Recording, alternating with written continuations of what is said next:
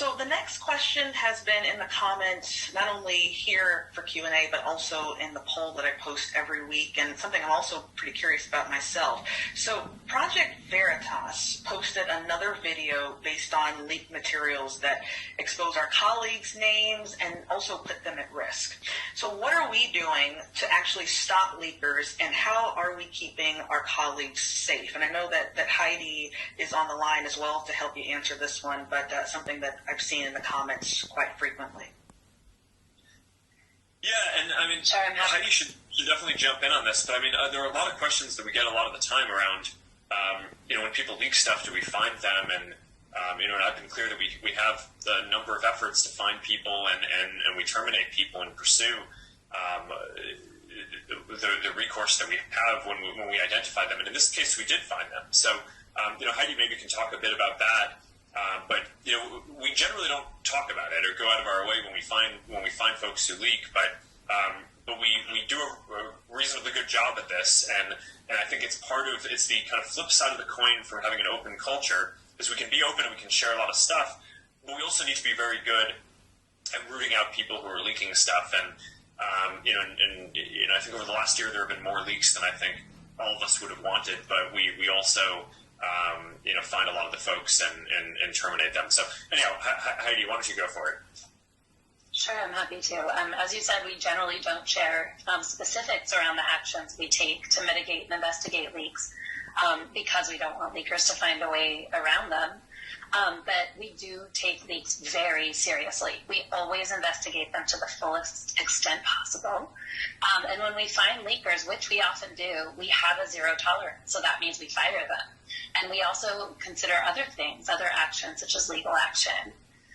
For those of you who don't know the context around this question, Project Veritas released a video last week alleging that they had uncovered a new effort to censor vaccine concerns globally. It was based on leaked documents about a health integrity program that we have in place that combats vaccine hesitancy by taking a hard stance against vaccine misinformation.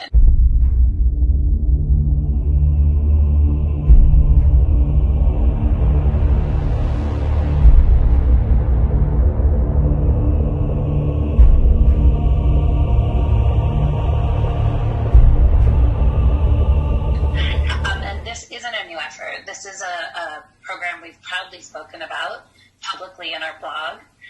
So in this case, while we don't like our internal documents leaked and being shared externally, this isn't where the damage was done with this latest Project Veritas.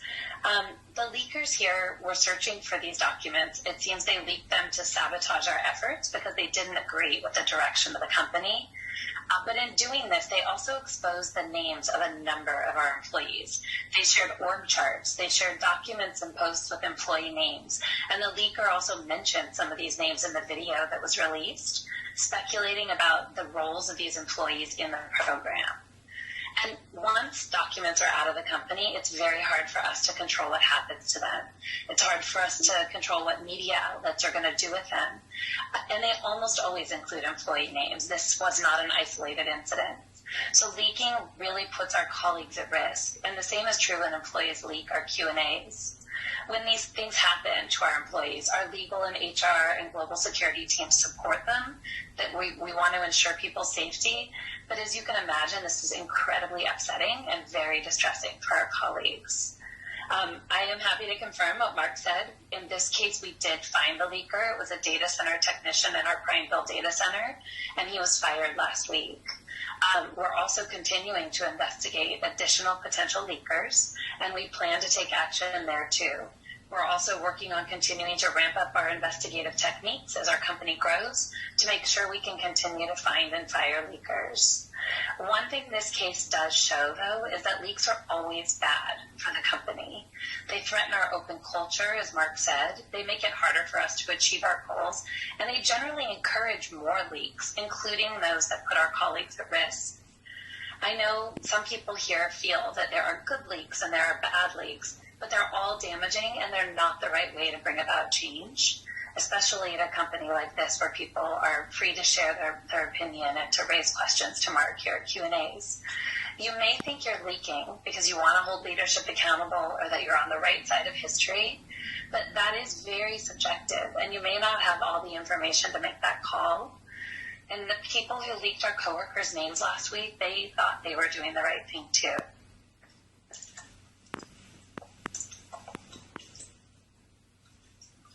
All right, thank you.